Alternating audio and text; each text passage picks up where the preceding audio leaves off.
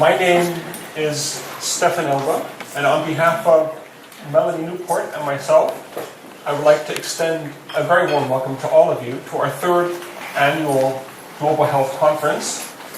And literally, what a warm welcome it has turned out to be, because when we were planning this conference, we were worried whether there would be a kind of July rain and it would be English summer.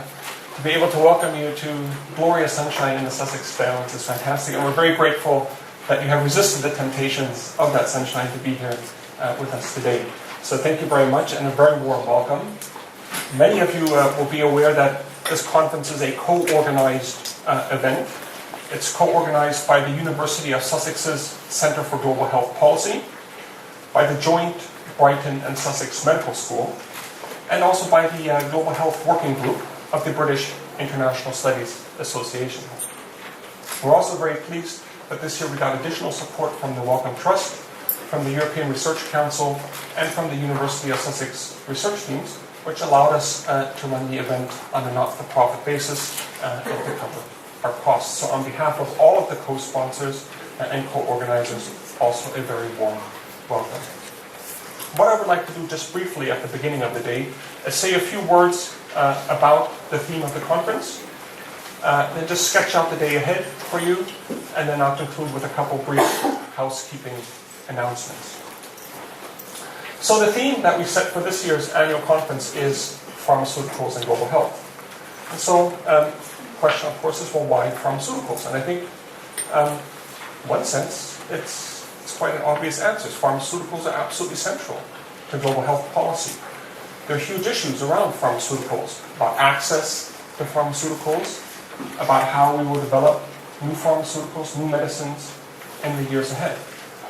And these are certainly issues that we will be discussing today. And without wanting to be overly dramatic about it, these are important issues. Although we talk about pharmaceuticals in quite abstract terms, these questions that we'll be discussing have immense impact on people's lives, their health, and in extreme circumstances also about life or death. So these are important issues. But we were also thinking, I think at a slightly deeper level, that we wanted to focus on pharmaceuticals and global health for another reason.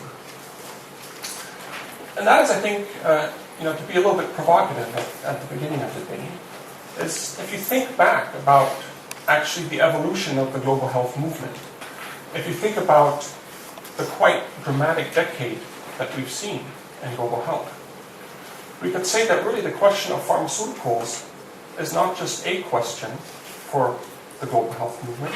In many ways, it has actually become the defining question.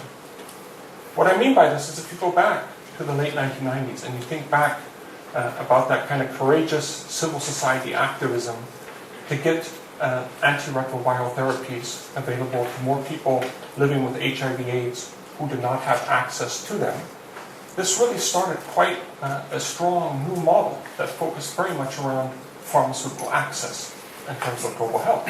And once that campaign was successful, people began to ask, okay, well, if we can do this for HIV and AIDS, why can't we do it for other diseases as well?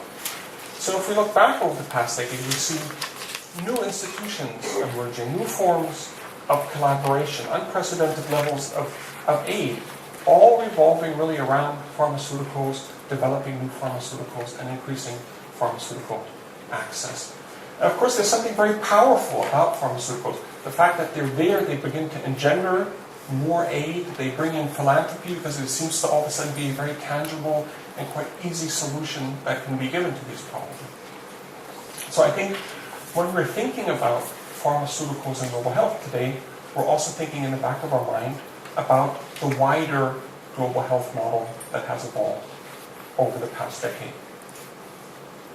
Because if we look ahead, if we do a little bit of horizon scanning, I think there are also pressures on this pharmaceutical model of global health. There are the financial pressures, which everybody acknowledges now. The questions whether we can further scale up this pharmaceutical model, or whether we can even maintain what has already been achieved, given austerity, budget pressures, and so forth.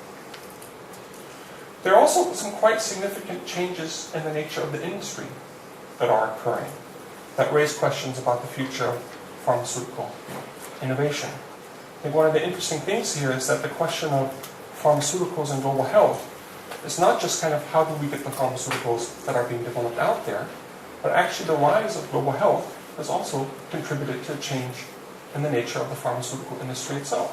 If you look at, for example, the rise of generic medicines, the rise of new players and actors in the pharmaceutical marketplace, raising questions about whether the kind of big pharma model is still sustainable and will develop the kind of global health medicines that are needed in the future. So there are pressures on this front as well. And there are other pressures in the form of public controversies.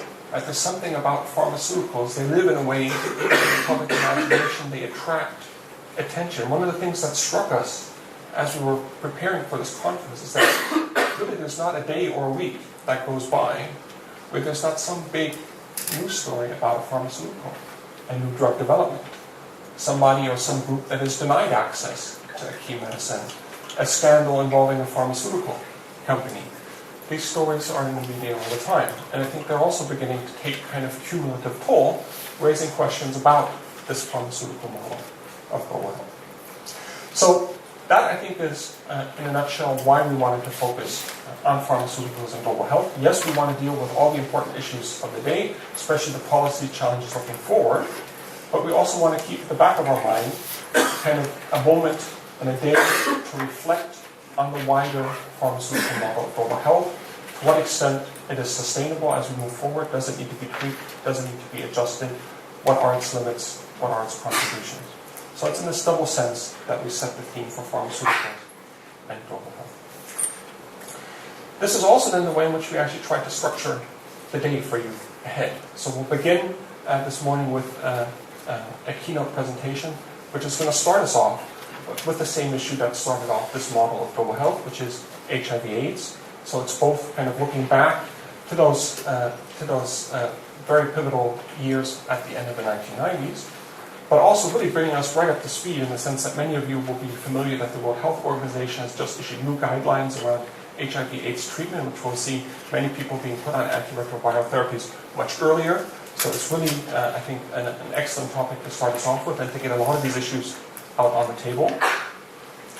We'll then, after the keynote, move seamlessly into our plenary panel, where we're going to hear contributions from industry, both from big pharma and from payers, from the NGO sector, from the World Health Organization, and from Health Technology Assessment, again to kind of bring us up to speed.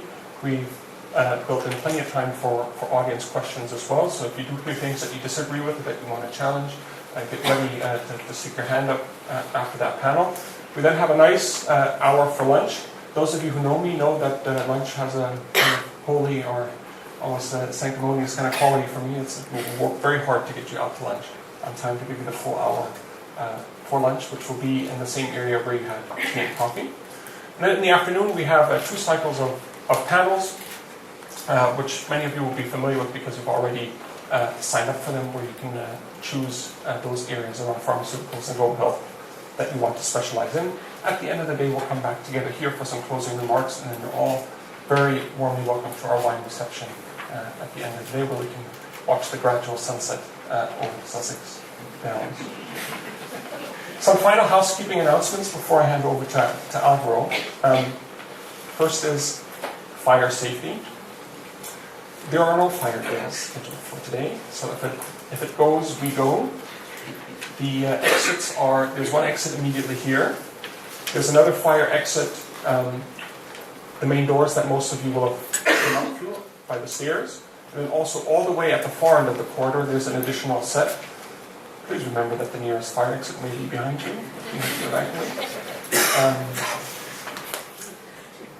The other thing I should say about the fire warning is that there's a meeting point, which is just out here to the left on the grass. If we need to evacuate for fire, or if you need to go into that area for any other reason, don't be fooled by the very pleasant scenery. It is a vicious war zone out there. We have seagulls strategically placed at various bits of the building. They are just waiting for any sight of food. If you produce a sandwich or a slice of pizza, even vegetables, anything really that looks like food, they will swoop up from behind you quite aggressively and pursue you. Think Hitchcock the birds. So you've been warned. The other announcement, another formality, is that we will be filming most of the talks today. That's both because there are quite a few people here who didn't have funds to be able to travel to Brighton to attend the conference, but want to see some of the content, and also because some of you are interested in multiple panels. We'll be putting those up on our YouTube channel probably by the end of next week.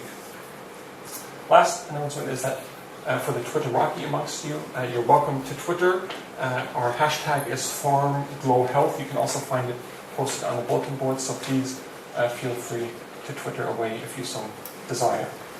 So without further ado, I think we should move to our keynote presentation. So I'm very pleased to announce that Alvaro Bermejo has kindly agreed to chair and to introduce the keynote session. Alvaro is, of course, the Executive Director of the International AIDS Alliance. The Alliance does fantastic work in directly working with and supporting communities around the world.